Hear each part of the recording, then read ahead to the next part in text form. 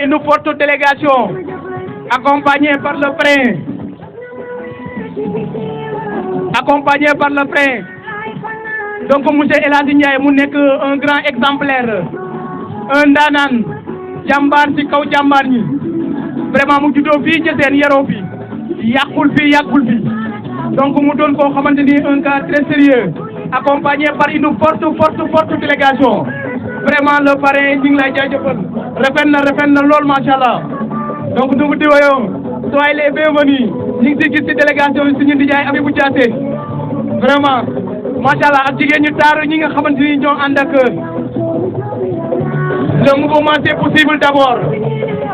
Vraiment El Hadji Ndiaye mu nekk le parrain de la journée, nekk le coordinateur du mouvement c'est possible d'abord. ànd ak ñaataangoom ak jigéen sama jigéen a ngi noonu muy sama yaay Ati Thiam moom sama jabar loolu waaye dafa mujj doon sama yaay. Des applaudissements s'il vous plaît. Voilà, c'est la délégation du parrain qui vient d'arriver. Machallah, c'est monsieur El Hadji Ndiaye. Des applaudissements monsieur Baye la solution bu bëgg ñu seen a ngi nii moom tamit machallah. Voilà ñu dalal ki nga xamante ni mooy suñu parrain de la journée mu nekk monsieur El Hadji Ndiaye, un gars très sérieux, un exemplaire, un gars fort, nit koo xamante ni nit ku am jom, nit ku nangoo liggéey, nit ku sérieux, nit ku xam boppam, ku respecté nit. Donc parrain de si ko joxee keroog ba ma ko déggee dama am fierté. qui mérite plus que ça. naanaan nga jàmbaar nga xam nga nit, vraiment ñu ngi lay jaajëfal ak délégation bi nga àndal yëpp. Vraiment mu doon loo xamante ni c'est rendu maintenant la journée plus belle. Donc merci monsieur El Hadji Ndiaye le parrain, vraiment c'est tellement beau. Donc sans plus tarder, le président des présidents du gouvernement scolaire man nommé ko nekkoon le jantal boy, le playboy, l'homme qui fait tout, koo xamante ni muy jàmbaar. Je veux nommer monsieur Babacar Diankha. moom moo nekk le président du gouvernement scolaire.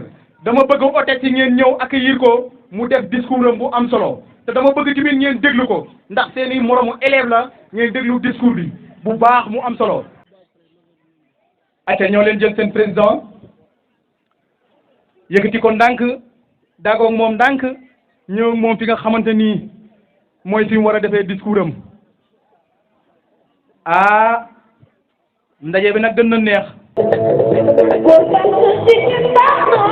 waxoon naa ko léegi góor baax na jigéen baax na waaw président bi dafa sawar de président star président playboy tàccu leen président bi waay macha allah. voilà DJ merci. Monsieur le maire de la commune de Niassène, monsieur le chef du village, monsieur le principal, chers professeurs et surveillants, chers parents, honorables invités, chers camarades, merci à toutes et à tous de votre présence pour fêter ensemble l'excellence devant cette foule immense. Nous n'avons pas les mots justes pour exprimer les sentiments de profonde gratitude que j'éprouve à l'égard de ceux qui n'ont ménagé aucun effort pour la réussite de cette journée d'excellence. Chers professeurs et chers surveillants, nous vous disons encore merci pour vos soutiens indéfectibles et vos conseils quotidiens. C'est grâce à vos efforts sans faille que mes camarades vont recevoir leur distinction après des mois de dur labeur en présence de leurs parents. Notre collège est toujours cité en référence pour ses résultats. Cependant, des mots comme les mariages précoces, l'accès difficile au numérique, l'éloignement du lycée polariseur constituent les véritables défis à relever. À cela s'ajoute la déperdition scolaire. Monsieur le parrain, chers parents, permettez-moi maintenant en tant que président du gouvernement scolaire de SEM d'adresser nos vifs remerciements à l'endroit de nos hôtes. Monsieur le maire, à qui nous remercions solennellement et demandons de porter de plaidoyer au plus haut niveau. Monsieur le parrain El Hadji Babakar Ndiaye, opérateur économique, qui a conquis la sympathie de tous, dont sa présence parmi nous sera non seulement un honneur, mais aussi un appui considérable, connu de tous pour ne pas faire son éloge. Mais ma mère m'avait dit, si la bouche qui parle n'est pas fatiguée, qu'elle ait au moins pitié des oreilles qui l'écoutent. Nous remercions également tous les directeurs d'école qui ont répondu à notre appel doublé d'un appui important. Monsieur le parrain, chers parents, vous ne devez pas être en reste car l'éducation est la clé de voûte du développement. Il y a un proverbe qui dit, si vous ne croyez à l'éducation, essayez l'ignorance. Alors, chers parents, aidez-nous à rester à l'école et à continuer les études. Chers camarades, nous remercions sans distinction ni réserve tous les généraux donateurs pour la réussite de nos 72 heures à l'amicale des anciens élèves et étudiants de la commune de Niassène.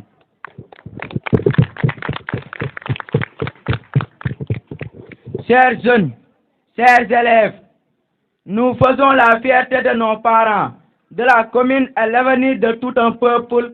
Alors je vous exhorte au travail, à la persévérance et dans la discipline afin de mériter cet espoir pour développer notre pays. Pourquoi pas ne pas faire partie des futurs cadres qui dirigeront ce pays? C'est bien possible. Permettez-moi enfin de réserver une mention spéciale au principal du SEM qui depuis 2 jours ne cesse de s'activer pour la réussite de cet événement, sans oublier aussi les organisateurs de ces journées d'excellence à qui nous sommes redevables du succès de la fête. Encore une fois, mesdames, messieurs, chers camarades et chers parents, nous remercions de votre présence et de votre aimable attention. Wow.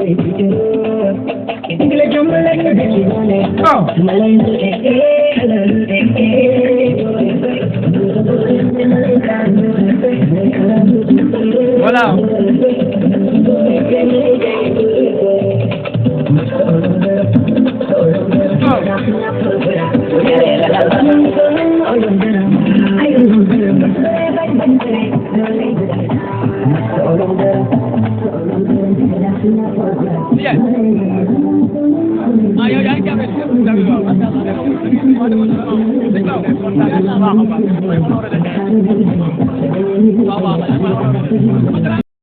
Donc la délégation du parrain maintenant est composée.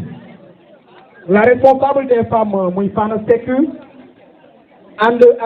le responsable des jeunes, Babakar Mou, avec les GPF de Kerlaïn, Adidjaï, avec Sohna Ndiaye de Ker Bakarili, Sohna Dianka, mu nekk GPF bu Tchekène, Aïda Fall de Ker Bangou, il y a aussi Khadi Nour, Ker Bangou aussi, il y a Niémé et Fatou Bitey de Tchamen, de Tchanda Tchamen, il y a Baïtou Niès, c'est Baï la solution, l'homme qui a œuvré pour Niassène. dama bëgg ngeen tàccu Baye Niass bu baax ku bëgg Niassène la doomu Niassène la mais daf ne moom lépp lu mu am Niassène moo ko ko gënal tuxul nañ Passy waaye lu mu am ci ay bien fii la ko def moom salon coiffure boobu Baye ñu ngi lay jaajëfal bu baax a baax. am nañ ci aussi Pape Diop bu Kër Laye Ndeye Sow de Kër Mbangou aussi Cheikhou Omar suñu papa Cheikh Omar Ndiaye ak suñu papa Cheikh Ndiaye am nañ aussi Maam Awa Kébé bu Aynoumane ànd nañ ci ak mu ami Habib Diaté donc kooku dama bëgg nag ngeen tàcc ko bu baax baye ko fële ba Ndramé Escale ànd ak Dieynaba Fall ñu nekk fa responsable bu mag ci Ndramé Escale ci mouvement bi ñuy wax ne ensemble c'est possible. donc fii nekk ci commune Niassène section bi ki ko jiite mooy suñu grand mu nekk moom la ñuy parrainé muy El Hadj Ndiaye dama bëgg ngeen tàcc ko mu ñëw ak délégation bu mat sëkk ànd ak lu fort li mu àndal donc grand vraiment lii mérité nga ko plus que ça aussi. Nous avons aussi maintenant le GPF de Niassène, président Mam Asta Thiam, Ramata Niass, Fatou Niass et consorts ñëw ñëpp ñu ngi ci biir yéen ñëpp.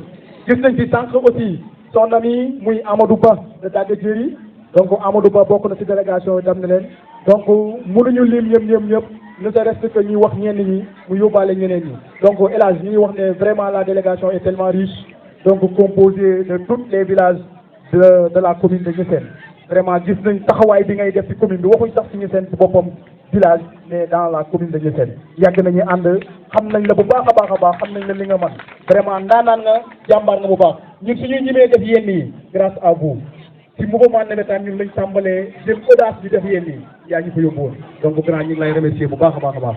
donc sans plus tarder dama bëgg quelques hôtesses ñëw accueillir le parrain de la journée qui n'a ménagé aucun effort pour la belle réussite maintenant de cette journée.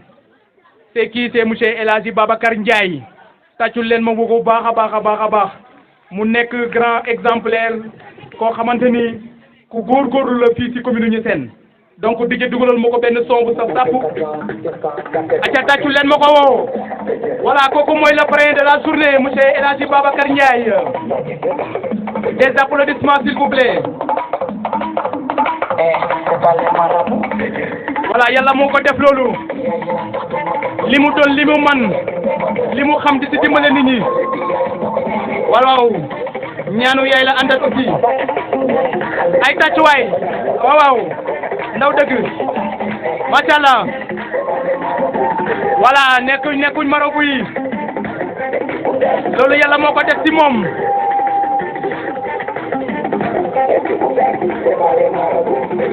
ndaw dëgg macha allah. population commune bu Niassène ñu ngi leen di nuyu di jiital su nuyoo bi chef de village le représentant du maire le principal du CEM monsieur Dieng le corps professoral le président du gouvernement scolaire chers élèves sama teewaay fii tey mbégte bu mag la ci man tey ndax awma lu ëpp Niassène man fii laa dëkk yaroo fi màggee fi sama xol sedd lool ci jagleel bi ngeen ma jagleel bés bii tey di leen ci gërëm bu baax a baax ndax li ma doomu Niassène def moo tax lépp lu ma am rek ma yéene ko Niassène sama yéene yëpp mooy Niassène développé ñi ma xam ne ni ñe El Hadj lépp lu muy yëngatu pour que Niassène développé ñi ma bokkat conseil municipal bi xam nañ ci dara heure bu ne maa ngi wax di def ay jéego pour que Niassène avancé di wax ne njàng dafa am solo tout le temps dama koy faral di wax sama xale yi l'éducation est le secteur le plus sensible pour le développement d'un pays njàng réew mënoo ko développer te amoo ay ndaw yu jàng mënul nekk foog ñu jiital njàng mi jiital xam-xam ci lépp ba tax na sunu engagement ñun ci commune bu Niassène ci wàllu développement bokk na ci jàppalante ak jigéen yi ci wàllu financement jàppalante ak baykat yi ci programme agricole daaw récemment créé nañ une coopérative agricole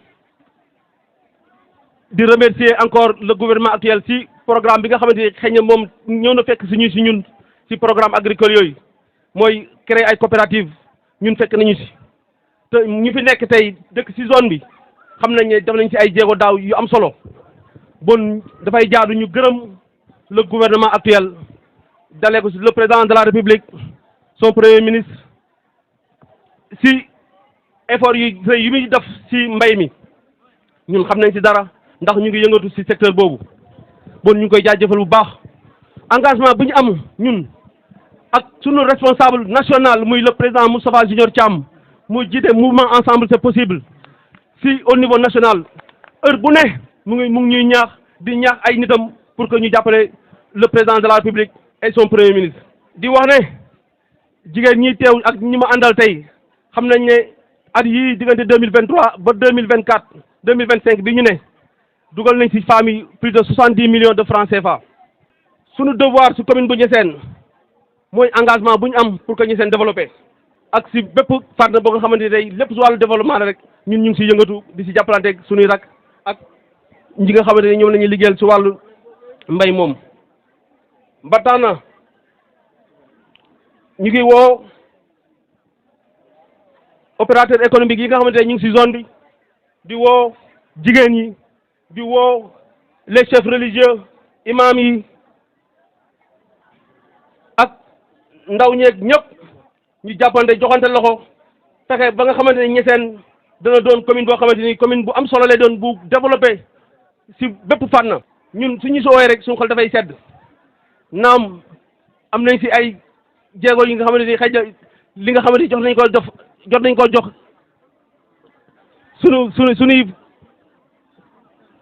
ko jox suñuy élèves yi nga xam ne suñuy rakk lañ ak suñuy doom ak suñuy jarbaat xeeb nañ ko lool yàlla sedd na ne suñu amoon leen loo politique dañ leen koy jox ba tax na ñu ngi leen si woo di wax ne lépp loo xamante ne xëy na ñu ngi koy defaat si wàllu commune bi wala si wàllu développement si wàllu njàng ubbi nañu suñuy buntu ñun lépp lu nga xam ne su ngeen ñu ko waxee rek ñu mën ci am loxo rek ñu dañ leen koy jaar ubbi nañu suñu buntu bunt yi ngeen jege ñu wax ñu sollicité ñu incha allah lépp lu ñu mën rek danañ ko def incha allah rabi ñu ngi gërëm bu baax a baax ñu ngi gërëm ñëpp di gërëm élèves yi dalee ko si président du gouvernement scolaire nga xamante ni keroog bu ñu ñëwee di ma jox invitation di ma jox parrainage bi sama xol dafa sedd keroog ba nga xamante ni bilaay dafa fees keroog ndax am mbégte bu baax jàpp naa ne man ak ni ma xeeboo si commune bi ñu bàyyi ñëpp ñëw parrainé na ma sama xol daf si sedd bu baax a baax moo tax lépp lu ma leen defalu rek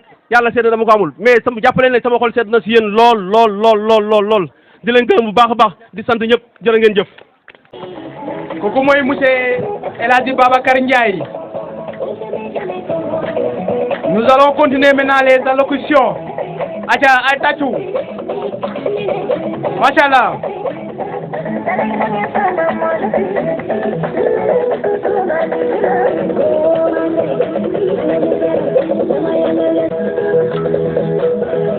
Voilà ñooñu ñooy la délégation de El Hadji Babacar Ndiaye le parrain de la journée.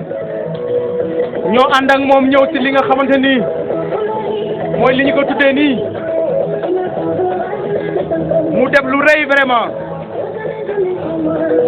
def lu am solo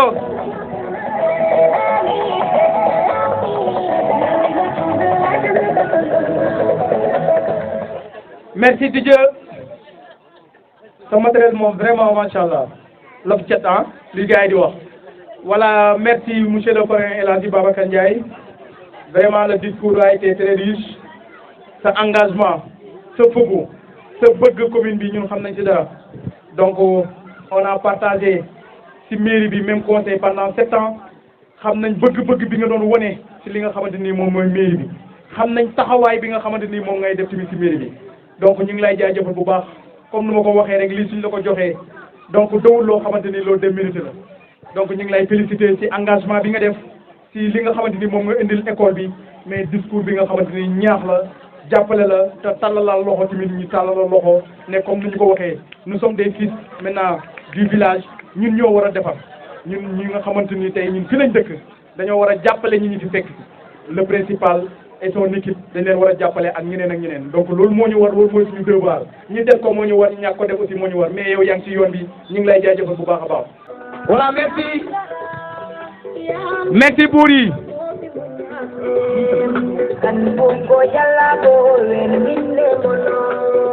Voilà, merci. Ah, ma ba joxu ba nga non di dem.